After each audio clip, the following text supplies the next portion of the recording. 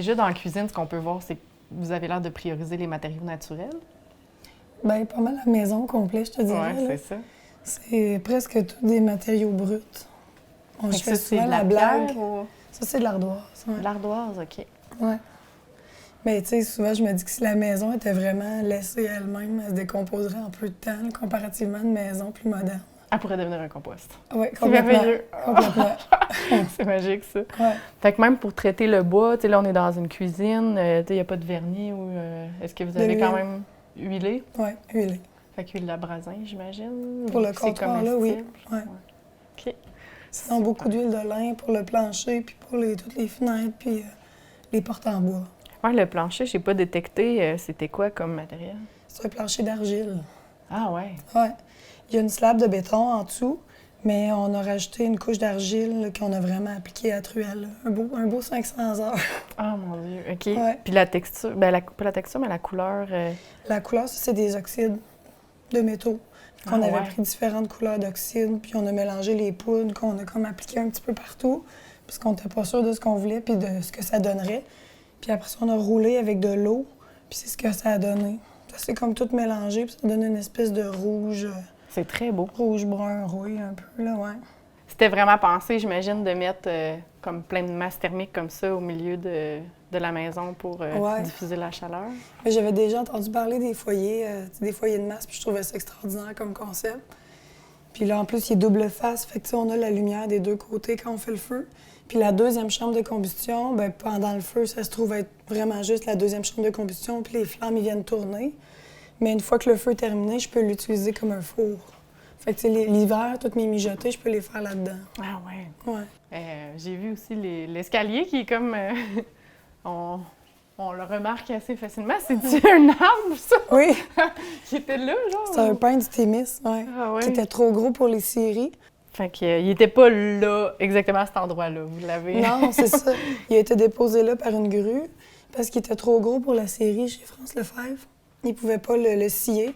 Puis on s'est dit, nous autres, on avait prévu quand même un centre d'escalier d'à peu près 12 pouces. Mais là, on s'est dit, le temps qu'à avoir ça à scierer, on va le prendre. Fait qu'on est venu le déposer là, puis on a fait l'escalier autour de ça. C'est magnifique. J'ai eu un escalier temporaire pendant 15 ans, pratiquement. Puis là, on a installé l'escalier là, il y a peut-être 2 ans. Fait que si on voit vraiment bien la charpente, vous avez aussi engagé quelqu'un pour cette partie-là? Bien, la charpente, en fait, c'est tout Éric, le père de mes enfants, qui l'a tout taillé chez France Lefebvre. OK. Et qui a été coaché par France dans son atelier à France. Puis après ça, on est venu assembler ça ici avec des corvées, avec plein de monde qui sont venus nous aider. On a fait 2 fins de semaine de corvées pour monter la charpente au complet avec les panneaux sur le toit. 2 semaines ou 2 fins de semaine? 2 fins de semaine? Ah, bien, oui, mais avec beaucoup de monde, oui. Puis après ça, d'autres corvées pour faire la paille. Mais tu sais, le cachet de pouvoir voir la charpente de l'intérieur, de voir les gros morceaux de bois comme ça fait vraiment un effet intéressant, là. Ben moi, je ferais jamais autrement. Je comprends pas, en fait, qu'on cache le bois dans les murs. C'est ce qu'il y a de plus beau d'une maison. Puis c'est pour ça que tous les projets que je fais, c'est toujours ça. Tu vois, j'ai la maison qui est faite comme ça, mais le centre jardin, la même chose. J'ai choisi exactement le même type de charpente en tannon mortaise, puis je trouve ça magnifique. Ça l'est. Oui. Définitivement. C'est pas tant connu, c'est un peu méconnu, puis je pense que les gens, je sais pas s'ils pensent que c'est beaucoup plus cher, ou c'est sûr que c'est plus compliqué, ça prend des personnes qui peuvent le faire. Mais si tu as des personnes qui sont là soit pour te le montrer ou pour le faire, c'est tout à fait possible, puis c'est magnifique. Oui, puis une autre chose qui est particulière, c'est qu'il n'y a pas de cave. Non, ici, il n'y a pas de cave. Ça facilite ça aussi, de dire, on va pas mettre de bois dans le sol. Ben, ça n'aurait rien changé. Il y en a qui font des sous-sols quand même. Ah puis c'est appuyé sur les fondations, ouais. C'est vraiment juste un choix parce que moi, j'aime pas les sous-sols, puis c'est difficile à chauffer. Fait qu'ici, les murs sont un petit peu différents, là. Bien, ici, c'est des murs conventionnels là, en Gyproc. OK. Parce qu'on a fait un mur en paille au rez-de-chaussée, parce qu'on voulait le faire rond. Puis là, quand on a vu le temps que ça prenait, puis à quel point c'était compliqué, on a décidé d'oublier ça pour l'étage. OK. On a abandonné le projet, puis on a décidé qu'à l'étage, ça allait être des divisions en Gyproc. Fait que même dehors, dans l'aménagement, les grosses roches, Bien, ça, c'est des pierres plates, des pierres du Nord. Fait que ça vient de Montbéliard. OK. Bien, pour vrai, là, pour l'approvisionnement, là, les matériaux locaux, puis ça, on a vraiment fait attention. Pour que ça vienne pour que ça vienne, possible. Oui, que ce soit autant que possible des matériaux locaux. Puis pour le reste de la maison, là, la toiture, j'imagine, le métal vient pas, il doit pas venir de l'Abitibi, vient-tu de l'Abitibi? Non, ça, on l'a commandé dans une quincaillerie. Bien, il n'y a personne qui fabrique ces feuilles de tôle-là ici en région, là. Mais ça reste que c'est un toit qui est beaucoup plus durable qu'un toit de bardeau. Puis en plus, là, vous avez fait le choix de laisser le métal de sa couleur d'origine, puis il n'est pas peinturé. Fait que là, il va être encore plus durable. En théorie, mais tu vois qu'il change quand même un peu de couleur. Mais tu sais, moi, ça me dérange pas, là. Mais la fenêtre en bois, je sais pas si je referais la même chose. Ah ouais? Ben, tu sais, c'est dans un élan de... Tu sais, nous autres, on est embarqués dans le projet. On avait 25 ans, on était jeunes, on était fous. C'était naïf, pas de surtout. limite. Non, on avait du temps, on n'avait pas d'enfants. Fait que, tu sais, tu te dis, ouais. Je me souviens que mon père me disait, ah, fais pas ça, c'est une erreur, tu vas regretter, c'est de l'entretien. Puis effectivement, c'est de l'entretien. Mais c'est très beau, mais c'est de l'entretien, tu sais. Fait qu'il faut toujours qu'une fois de temps en temps, tu les ressors, tu les rehuiles ou vernisses, tu sais. Fait que c'est quand même à l'étage. Il y en a plusieurs qui sont recyclés. Comme toutes les lucarnes, c'est des fenêtres recyclées. OK. Si c'était à refaire, je ne referais pas cette erreur parce que même les 3 grosses ici en bas, c'était des fenêtres recyclées. Puis il a fallu que je les rechange parce que c'était vraiment une grosse perte d'énergie, perte de chaleur. Ah ouais? Ouais. Puis là, comme c'est solaire passif, vous êtes allé avec du double vitrage? Ouais, ou... double thermos. Ouais. Puis les portes, même chose. On avait pris des portes recyclées, puis ça n'a même pas pris 2 ans qu'on les a remplacées par des portes neuves pour s'assurer de ne pas trop perdre de chaleur par là. Ouais. OK. Bon, c'est bon il y a des décisions qu'on a prises qui n'étaient pas les bonnes, mais c'est ça. Puis le garage, tu me disais, vous l'avez fait en premier, hein? Oui. Okay. Le garage, c'est comme notre test, dans le fond. Oui, c'est ça. Fait que là, vous avez pu faire vos erreurs, le garage. On a même pensé, on s'était dit, on va le bâtir, on va habiter là, puis après ça, on déménagera. Puis là, finalement, on n'a pas fait ça. Oui, parce que c'est quand même grand. Vous auriez pu habiter au 2e. Oui, c'est ça. Mais là, tu sais, ça aurait été compliqué de tout le sceller complètement, puis pas avoir d'animaux du tout. Tu l'as dit, une maison comme ça, c'est un projet de vie. Comment qu'on décide de se lancer dans un projet comme ça? Ah, ben moi, je pense que c'est la naïveté. Clairement. Mais en fait, c'est à la fois une qualité et un défaut. Moi, je pense que c'est toujours ça qui m'a propulsée, c'est que je vois pas nécessairement tous les obstacles qui vont venir. Puis c'est ce qui fait que tu fais des choses un peu naïvement comme ça, mais qui, au final, sont extraordinaires. Là, ça a été un peu ça toute ma vie, mais ce projet-là en fait partie aussi. Oui, parce que c'est une charge de travail immense, là. Ouais.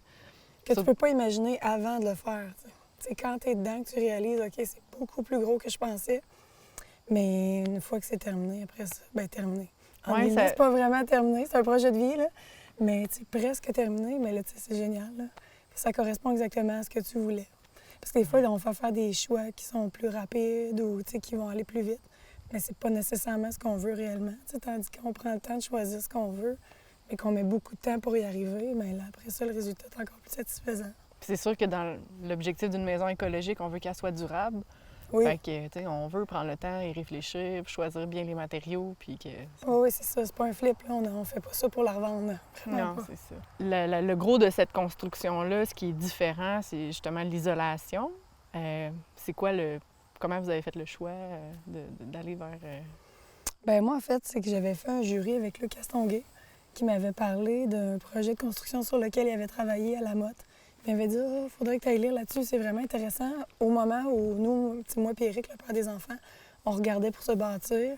Puis là, j'ai été lire là-dessus, puis je trouvais ça vraiment intéressant. Puis je n'ai parlé à Éric, puis lui, il embarquait toujours dans mes projets. Il disait « oui, pas de trouble. » On avait déjà l'idée de faire une charpente en tenon mortaise. Puis finalement, on a décidé de choisir la paille comme matériel isolant. C'est comme ça que ça s'est passé. On est allé faire une formation, je me souviens plus du nom du formateur, mais en tout cas quelqu'un qui était spécialisé là, dans le coin de Montréal. Puis on est allé passer aussi une fin de semaine avec un couple qui se bâtissait dans les Laurentides pour aller participer à leur chantier puis voir comment on trouvait ça. Ouais. L'avantage, c'est vraiment le facteur isolant qui est une fois et demie un mur traditionnel? C'est dur à calculer, mais ils considèrent que c'est un R50 là, selon les données qu'ils ont jusqu'à présent. Là, après ça dépend aussi à quel point c'est bien isolé et que c'est bien construit. T'sais.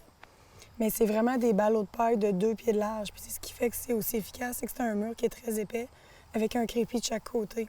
Puis la paille, elle, c'est pas elle qui a coûté plus cher non plus.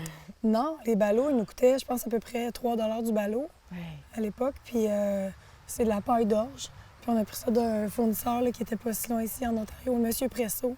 Je sais pas s'il est encore en vie, là, mais je sais que lui était bien fasciné quand il venait livrer la paille. Il trouvait ça bien impressionnant de voir le projet. Là. Puis ça vous a pris combien de temps monter les murs, faire l'isolation, la charpente, tout ça? Ça s'est fait en quelques corvées. On faisait ça les week-ends. Dans le fond, on invitait tout le monde qu'on connaissait. Puis il y avait toujours quand même pas mal de monde qui venait.